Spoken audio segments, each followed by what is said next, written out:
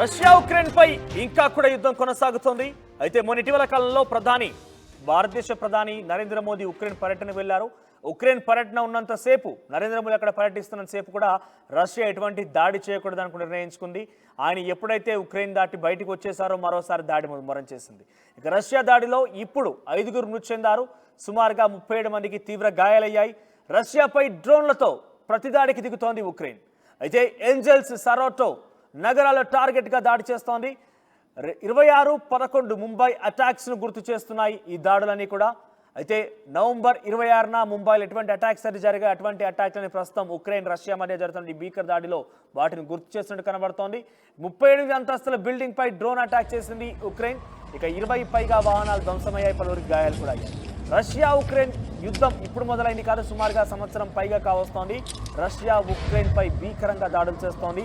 Ukraine అదే స్థాయిలో తిప్పికొట్టే ప్రయత్నం కూడా చేస్తోంది. నాటో దేశాలన్నీ కూడా ఉక్రెయిన్కి పూర్తి మద్దతునిస్తున్నాయి.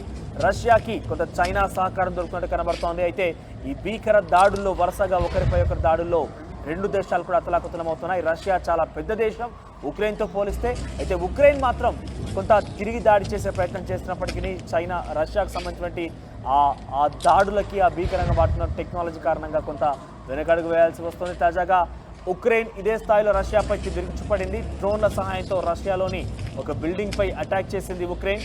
సుమారుగా ఏంజెల్స్, సరాటో నగరాలపై టార్గెట్గా దాడికి దిగింది. ఈ డ్రోన్ దాడిలో ఒక్కసారిగా 37 మంది మృతి చెందారు. ఇక రష్యాపై దాడిలో ఉక్రెయిన్పై రష్యా దాడిలో 5గురు మృతి చెందారు, 37 మంది కూడా తీవ్ర గాయాలయ్యాయి. సో వరుసగా జరుగుతున్న ఈ ఘటనల కారణంగా ముంబైలోని గతంలో నవంబర్ 26న జరిగినటువంటి ఘటన ఒక్కసారిగా గుర్తు చేస్తుంది. 30 అంతస్తుల బిల్డింగ్ పై డ్రోన్తో అటాక్ చేసింది. 20కి పైగా వాహనాలు ధ్వంసమయ్యాయి. రష్యా ఉక్రెయిన్ మధ్య దాడి రోజు రోజుకి మరింత ఉధృతమవుతోంది. ఇటీవల కాలంలో ఉక్రెయిన్ పర్యటనకు వెళ్లారు నరేంద్ర మోదీ.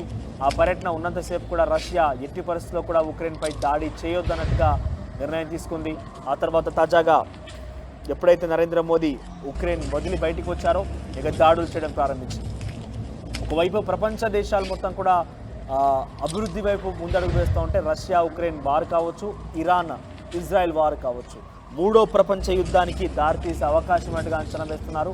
ఇజ్రాయెల్పై ఇజ్రాయెల్ వచ్చి అటు గాజాపై కావచ్చు, తాజాగా లెబనాన్పై కావచ్చు, మరొక సంఘటనకు సంబంధించిన అంశాలు చూస్తే కనుక ఒక ప్రపంచ యుద్ధం డెఫినెట్గా తావించబోతుంది. దానికి ఉదాహరణలే రష్యా ఉక్రెయిన్ వార్ కావచ్చు, ఇజ్రాయెల్ ఇరాన్ మధ్య యుద్ధాలు కావచ్చు.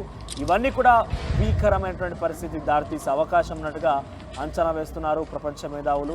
సో మరోవైపు ఇక్కడ రష్యా ఉక్రెయిన్కి సంబంధించి తాజాగా మాట్లాడుకుంటే కనుక ఈరోజు ఈ దాడిలో 37 మంది పైగా తీవ్ర గాయాలయ్యి 5గురు మరణించారు. సో డ్రోన్ల సహాయంతో భీకరంగా ఉక్రెయిన్పై రష్యా కావచ్చు, ఆ తర్వాత రష్యాపై ఉక్రెయిన్ కూడా దాడులు చేస్తున్నాయి. పరస్పరంగా దాడుల మధ్య సామాన్య జనం మొత్తం కూడా ఉక్కిరిబిక్కిరవుతున్నారు. ఇప్పటికే ఉక్రెయిన్కి సంబంధించినటువంటి దాడి మనం సంవత్సరం పాటుగా చూస్తూనే ఉన్నాం. ఈ దాడి ఇంకా కొనసాగుతున్నట్టుగా రష్యా ఎట్టి పరిస్థితుల్లో కూడా వదిలేది లేదన్నట్టుగా ముందు కొనసాగుతున్న పరిస్థితి కనబడుతోంది. సో తాజాగా 38 అంతస్తుల బిల్డింగ్ పై డ్రోన్ అటాక్ చేసింది ఉక్రెయిన్. ఈ నేపథ్యంలో 20కి పైగా వాహనాలు ధ్వంసమయ్యాయి, పలువురు గాయాలు కూడా. మీరు చూసిన ఆర్టీవీ స్క్రీన్ పైన ఆ శిథిలాలన్నీ కూడా ఏ రకంగా చెల్లాచెదురుగా పడి ఉన్నాయో చూడొచ్చు.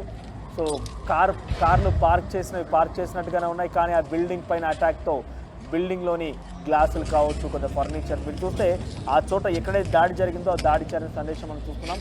సో అక్కడ పూర్తిగా కూడా ధ్వంసం అయిపోయి ఆ శిథిలాలు మొత్తం కూడా కింద పడిపోయాయి. చాలామంది కిందటువంటి మరణాలకు కారణమయ్యాయి. ఆ తర్వాత చాలామంది గాయాల పాలు కూడా అయ్యారు. ఆ కార్ల మీద పూర్తిగా శిథిలాలు పడడంతో కార్లు కూడా పూర్తిగా ధ్వంసం అయిపోయాయి.